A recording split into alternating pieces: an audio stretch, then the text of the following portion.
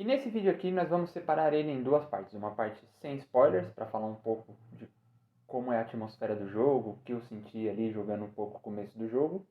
E mais pra frente a parte com spoilers. Então relaxa que na hora que chegar a parte com spoilers eu vou avisar, beleza? Resident Evil é uma série de jogos de terror e ação que eu fui começar a jogar somente no Resident Evil 7. Mas já nesse primeiro jogo aí que eu joguei, eu já senti muito terror, muita ação, muito... Curti pra caramba jogar o jogo. E agora me deixou ansioso para jogar o Resident Evil Village. E eu joguei o Resident Evil Village e estou aqui hoje para falar um pouco dessa minha experiência para vocês.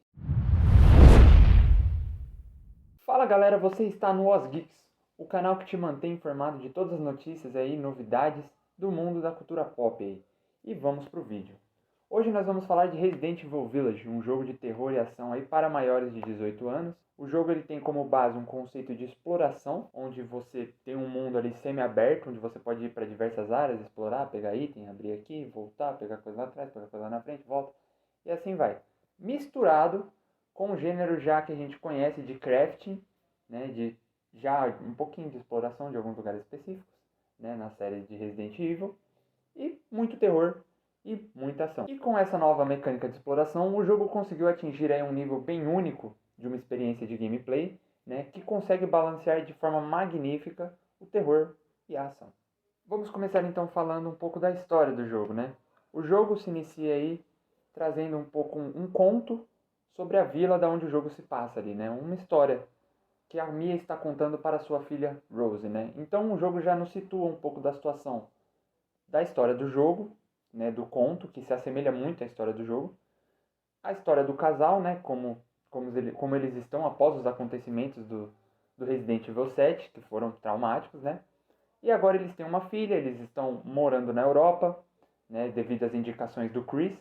E logo de cara nós podemos ver o início aí do grande plot, né, da história do jogo, com o Chris, o próprio Chris, fazendo um ataque à casa de Ethan e matando a esposa de Ethan, a Mia, né, e levando a filha dele, Rose, e o próprio Ethan nocauteado embora. Né? Uma cena bem tensa. Nessa hora tudo parece que vai acabar, né? Mas como é o começo do jogo, a gente sabe que as coisas nem começaram a ficar sinistras ainda. O caminhão aí que estava transportando Ethan e Rose acaba sendo atacado no meio da noite, né, no meio da madrugada, e acontece aí um baita de um acidente, e o jogo começa com a gente acordando, escutando um celular tocando ali, né? O Ethan ele acorda, atende o celular, é um dos chefes dos agentes que pegou ele ali, né? E eles não identificam quem é o Ethan e tal, eles percebem que aconteceu alguma coisa. E nisso o Ethan pega e começa a andar. Ele percebe que a Rose não tá ali, né? E ele começa a andar procurando a Rose. E nessa parte o jogo já começa nos apresentando a sua proposta de terror incrível. Apresentando ali logo de cara um cenário super escuro, onde você não consegue enxergar 2 palmos à sua frente. Aproveitando também muito dos efeitos sonoros de licanos correndo em volta de você, muitos chiados, o vento passando, há uma floresta escura, muito sangue, corvos mortos, casas destruídas. Tudo que o cenário de Resident Evil pode proporcionar já é proporcionado logo ali no começo do jogo. E essa tensão fica com a gente, com o Ethan ali andando devagarinho, a gente fica querendo que ele corra mais rápido, mas não corre. E como o acidente aconteceu de madrugada, logo quando o dia amanhece, é um cenário que a gente é apresentado ao grande cenário do jogo, né? Ao mundo ali semi-aberto que a gente falou, e onde vai se passar o resto do jogo, que dura ali em torno de umas 8, 9 horas, se você fizer assim as quests mais óbvias e tentar caçar mais algumas coisas ali. Para quem busca o 100% do jogo, o jogo pode chegar a durar mais ou menos umas 12, 15 horas, beleza? Como eu disse antes, o jogo consegue se balançar. Caraca. Sabe o que é o pior? Ele vai cortar tudo e pôr essas partes lá em preto e branco. Como eu disse antes, o jogo consegue balancear perfeitamente os dois elementos de terror e ação, e de uma forma muito simples. Ele divide o nosso progresso da gameplay em 4 partes de 5 cenários, certo? Onde cada cenário possui o seu próprio chefe, seu próprio mini-chefe, seus próprios puzzles, sua própria temática e sua própria progressão para a história. E cada uma dessas áreas é facilmente distinguível, assim, qual que é o... Nossa, distinguível, nem sei se é uma palavra. Mas assim, E cada uma dessas partes, você pode perceber muito bem onde eles tentam colocar mais o elemento terror, mais o elemento ação. Como em algumas partes nós podemos ver que muitos itens são dados de graça, né? Muita munição, muito fluido químico para você curar suas feridas, né?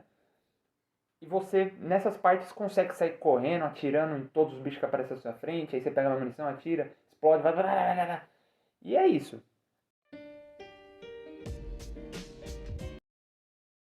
Assim como também em outras partes, tem uma parte, meu, que você não passou um fio, velho. Que, mano, é um terror muito bem trabalhado. Tem um bichão correndo atrás de você e você não tem arma pra se defender. Sua única escolha é fugir e correr. E o terror fica ali. Você fica super tenso nessa parte.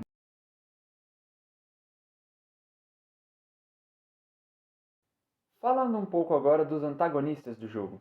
Vou falar deles aqui de uma forma breve, sem dar muitos detalhes, né? Porque senão não vai caber tudo aqui nesse vídeo, vai ficar um vídeo muito longo, né? E não é o objetivo. Então, se você quiser um vídeo sobre os vilões especificamente, deixa aí nos comentários que a gente traz esse conteúdo pra vocês, beleza? Mas vamos lá então. Falando dos vilões do jogo, nós temos 5 vilões, onde uma é a grande vilã principal e ela é a Mãe Miranda. A Mãe Miranda que é a grande vilã do jogo, já introduzida logo ali nos primeiros minutos assim do jogo, acho que na primeira hora assim do jogo você já tem o primeiro contato com ela, né? E você percebe que ela tem as suas divisões assim, né? Vamos primeiro falar um pouquinho então da Mãe Miranda. A Mãe Miranda, ela já está viva há mais de 100 anos, ao que parece. Ela teve uma filha que se chamava Eva. E, infelizmente, aos 10 anos de idade, essa filha morreu, né, para a gripe espanhola. E devido a esse acontecimento, ela ficou muito triste, já não via mais sentido na vida, começou a vagar aí pelo mundo, entrou numa caverna e ficou lá para morrer. Né? Já que ela não via mais sentido nas coisas, ela decidiu morrer ali. Só que nesse momento ela acabou encontrando o Mega Miseto. E ele que é o grande divisor de águas aqui para os acontecimentos. Ao encontrar o Mega Miseto, Miranda disse que foi invadida por conhecimento. E nesse acontecimento ela teve um vislumbre de poder trazer a sua filha de volta. Ou seja, o Mega Miseto ele ainda não foi completamente explicado, então pode ser que ele esteja aí desde muitos tempos. Quantas outras pessoas ele não infectou, não é mesmo? Então talvez todo o conhecimento de milhares de anos aí, tudo foi para Miranda. E nisso ela acabou tendo acesso a esses conhecimentos e ela decidiu então ir em busca de trazer a sua filha de volta à vida. E nessa busca ela encontrou um vilarejo onde ela começou a realizar testes nas pessoas, porque o Mega Miseto ele é o grande produtor do mofo que a gente já viu lá no Resident Evil 7. E através desse mofo, ela ia introduzindo o mofo nas pessoas para ver quais eram as reações, se ela conseguia, através do mofo, trazer a filha dela de volta. E numa dessas experiências, ela criou um novo tipo de infecção, o Cadou, que a tradução literal de Cadou é presente. Então ela dava como se fosse um presente para as pessoas ingeriam o Cadou e elas acabavam infectadas. E todo mundo que era infectado acabava sob controle da Miranda. Nos experimentos que deram errado, né, as pessoas ou sofriam mutações absurdas, ou viravam licanos, que são a grande maioria dos vilões, dos vilões não, dos inimigos que a gente enfrenta ali, os inimigos básicos, né, padrões ali da vila, ou então as pessoas morriam até. E dentre todas essas experiências, ela teve 4 resultados que ela considerou que foram quase um êxito, em grau maior ou em grau menor. E esses 4 são os outros 4 grandes vilões que são conhecidos como Filhos de Miranda. E eles são Alcina Dimitrescu, Karl Heisenberg, Salvatore Moreau e Dona Beneviento. Alcina Dimitrescu é tida como o maior êxito de Miranda, né? O mais próximo da perfeição que ela conseguiu chegar nos seus experimentos. Sendo claramente baseada nos vampiros aí da cultura pop, né? Alcina se alimenta de sangue e carne. Ela é a única dos 3 que consegue difundir o seu poder, né? Ela consegue transferir o seu poder para outras pessoas através de experimentos também. Então ela conseguiu, através disso, também ter 3 filhas, na qual ela injetou os seus poderes. E essas filhas, elas ajudam a Dimitrescu a cuidarem do castelo, né? Elas trazem comida para Dimitrescu. E elas auxiliam a Dimitrescu a te perseguir no castelo dela, dando uma vibe aí bem de Tyrant e Nemesis aí dos jogos anteriores da série, onde você tem que ficar correndo, se escondendo, tentando chegar aos lugares ali, às vezes sem ser percebido, ou então nocauteando, né?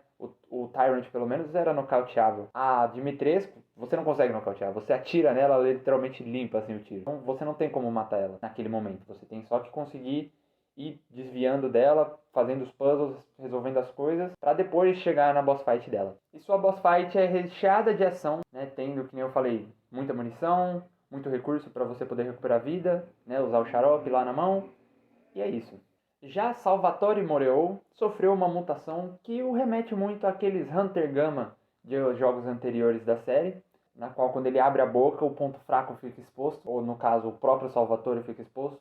E a mutação dele faz ele virar um peixe gigante, um monstro aquático gigante, que fica te perseguindo ali na boss fight. O boss fight dele tem elementos de terror, ele tem elementos de ação, a qual fica balanceado assim, né? Na parte de ação você tem muita munição, como eu falei, muito recurso, de novo, para poder ficar pegando e usando contra ele. E a parte do terror fica pela grande repulsa que o personagem causa, porque o cara é nojento, velho. Ele é muito nojento. Já Dona Benevento ficou com o peso do terror puro pra ela, né? Ali é terror psicológico, terror puro, um pouco ali até de gore, body horror, meu, que é insano. Você não tem arma nessa parte, né? Ela também tem um lance ali do terror com as bonecas, né? Onde o poder dela seria uma parte dela, acho que dentro da boneca, então ela controla todas as bonecas que tem na casa. E é aquele terror que você provavelmente já viu em algum filme com bonecas. E é um bagulho bem bizarro. Então, essa parte de terror é bem bizarra. Esse nome é difícil de falar. Carl, meu Deus.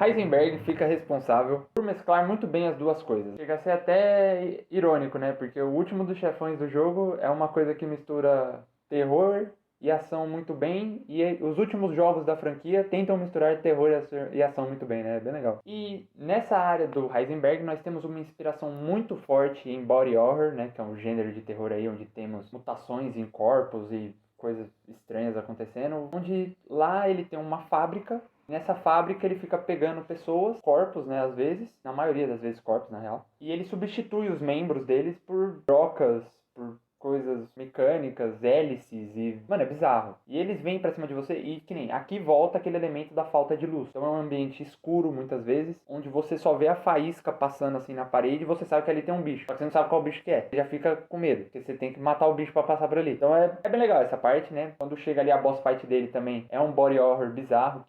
E para a última boss fight do jogo, não podia ser diferente, não é mesmo? Temos Miranda. A grande vilã do jogo é a última boss fight e, na minha opinião, é a melhor boss fight do jogo, tanto visualmente quanto na sua dificuldade e gameplay. Não temos tantos itens assim disponíveis para pegar no chão, o que já dificulta um pouco mais. Ela muito provavelmente é a boss que tem mais vida dentro do jogo, então demora mais tempo para você matar ela. Só que tudo isso é muito recompensante, né? Já que todo jogo que tem chefes, eles precisam te dar essa recompensa no final. Sentir o progresso através de derrotar um grande chefe. E a Miranda é o melhor exemplo disso nesse jogo. Ela funciona muito bem, então finalizamos aí com uma chefe incrível. E finalizando aí um jogo muito bom, consegue emaranhar aí os dois gêneros de ação e terror de uma forma magnífica. E se fosse para eu dar uma nota, eu daria uma nota aí de 88 para o jogo. E você? Você gostou do jogo? Você curtiu aqui o vídeo que a gente fez sobre o jogo? Toda essa análise, né? Deixa aqui nos comentários o que você achou, beleza? Não se esqueça também de deixar um like, isso ajuda muito o YouTube a entender que nosso vídeo é bom, que você gostou do conteúdo e ele vai recomendar para mais pessoas, né? Se você não for inscrito, considere se inscrever, já que queremos muito aumentar os nossos números aqui da nossa comunidade que estamos criando no YouTube, né? Pra gente poder ir crescendo cada vez mais e juntando cada vez mais gente aqui, certo? Mande esse vídeo também para o seu amigo ainda lá que ainda não jogou, que está indeciso sobre o jogo, né? Fala para ele assistir ele até a metade, onde não tem um spoiler. E aí depois que ele jogar, fala para ele assistir inteiro, né? E é isso aí, galera. Esse vídeo vai ficando por aqui. Muito obrigado a todo mundo que assistiu e até mais.